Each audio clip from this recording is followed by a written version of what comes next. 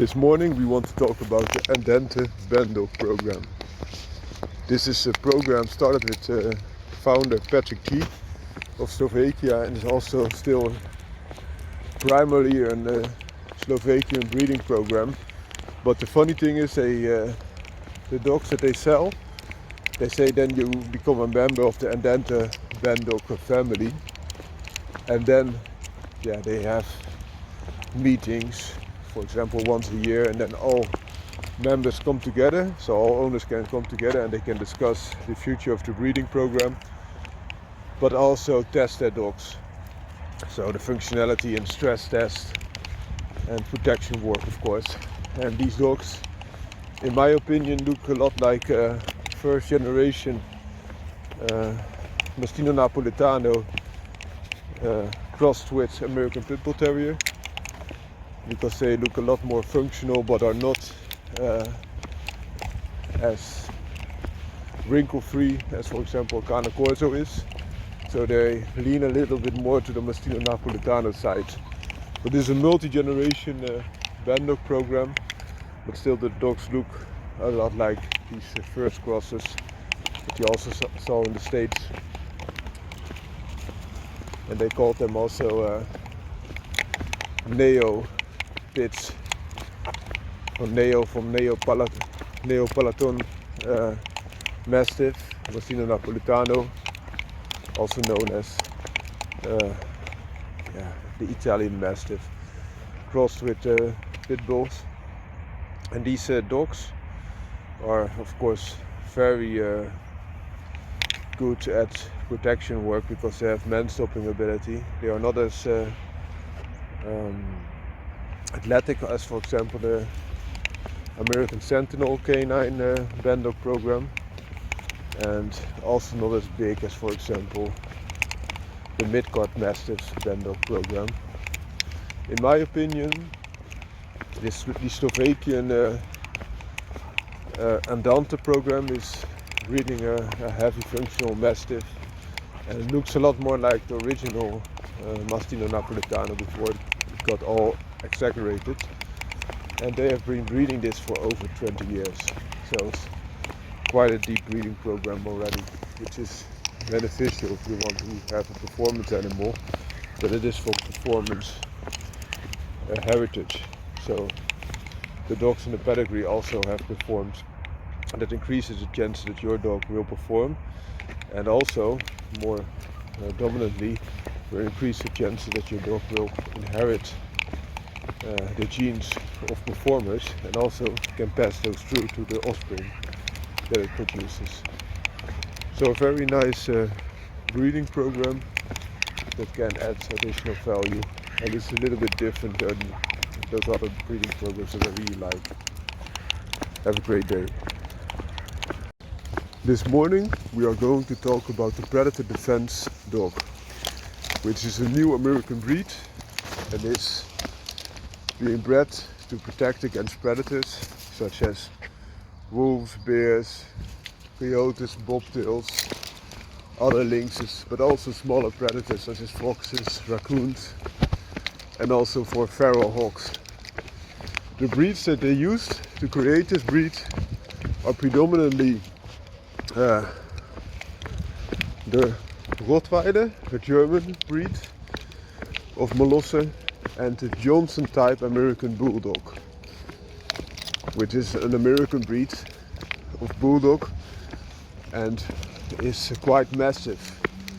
Whereas the Rottweiler is one of the smallest Mastiffs or Molosser type of dogs, the American Johnson Bulldog is the biggest of all the Bulldogs there are. And they use a specific line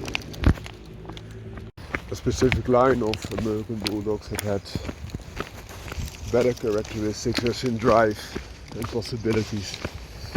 So both the Rottweiler and the American Bulldogs are being used as guardian breeds, whereas some Bulldogs were also used as catch dogs, for example catching feral hogs. So thereby combining guardian defense dog qualities against humankind, because they talk about this predator defense dog as a dog to face off with predators, but they also face off with humans. And in that case, the purpose looks a lot like that of a bandog. And the bandog is also there to deal with man or beast and to protect against those that bring harm. So that also gives you a perspective if you want something else along the similar lines. And protection against humans, Rottweilers are a very good choice if you get them from working lines. And why is that the case? Because you get the protection properties of a guard dog mixed with a little bit more laid-back character as compared to, for example, a shepherd type of guardian dog. And also you have the size, you have man-stopping ability. And the size of a Johnson Bulldog on average is similar to even bigger than that of a Rottweiler. So also these Johnson type Bulldogs have great stopping power. So that brings you to the topic, what other breeds did they use? They wanted to increase the grit, and therefore they bred in working type American Pit Bull Terrier, which is the true gladiator dog, but they use extra large lines. So therefore they also bred in a lot of weight pulling Pit Bull type of dogs. In my opinion, I like the heteroses, so they have increased the gene set. Still the dogs look predominantly Rottweiler type. So if you like Rottweilers, this could be an interesting alternative. But in my opinion, there might be some better choices, and I will explain why. Rottweiler is a dog that is suitable for protection, but lately this dog breed has a low percentage of working specimens. And there are other breeds, and they use this XL Pit Bull Terrier type to do not give away too much of the size. And the size range of this predator defense dog is between 100 and 160 pounds, so about 45 to 72 kilograms, which is quite big to begin with. So that's the point, and there are other types that are being worked more consistently that have similar attributes as the Rottweiler. For example, the Boer Bull. And the Boer Bull is also already bred to deal with human threats, but also animal threats. So for example, baboons, leopards, hyenas, and the likes. So that could be a better choice. Or go with, for example, a livestock protection breed that has been developed to protect against wolves and bears predominantly. So for example, if you want a shorter coat, there are dogs like the Alabai that also feature this very thick, strong skull and big power and size, bigger than the Rottweiler even. So that could be an alternative source of Rottweiler, and then being dealing with some predators. If you want to have a Johnson type of bulldog, of course you get the biggest type of bulldog, but also that with the least drive and the least athletic properties. Normally a cat American Bulldog would be Scott type or Margarita Painter, which are far more athletic and look a lot more like a Dogo Argentino than a Johnson Bulldog. Dogo Argentino is another dog breed that has been developed to deal with, for example, predators such as puma, but especially with hawks.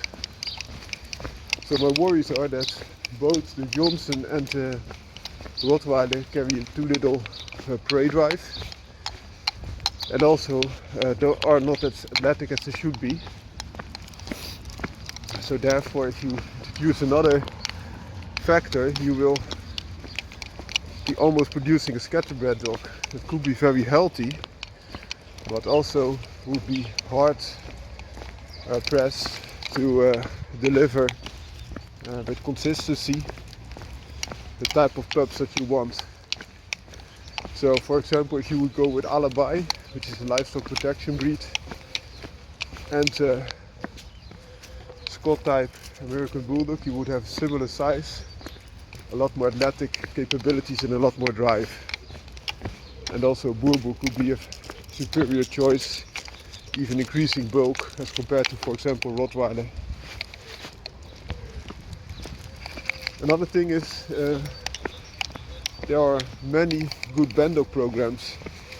For example, American Sentinel K9 that are specifically developed to deal with threats, being human or hunting hawks. So they are not as much to deal with animals that come on your turf, but their protective nature, their hunting drive, as well as their predator disposal skills and strength, would be a very good choice. And these dogs are bred true and very much look like an XL American Pit Bull Terrier of game lines. So not so much weight pool, but game lines, and they are in the bottom range of this predator defense dog already. It could be a far better choice also if you would look towards extra large American Pit Bull Terriers, especially weight pool ones. So those are some of the factors to consider. That being said, I like the initiative a lot, but I think it could be executed far better, and therefore I gave some pointers. I hope that you like this video. If you do, let me know. If you have some additional information that you want to share, or why these choices were made over the choices that I propose, please let me know. Have a great day.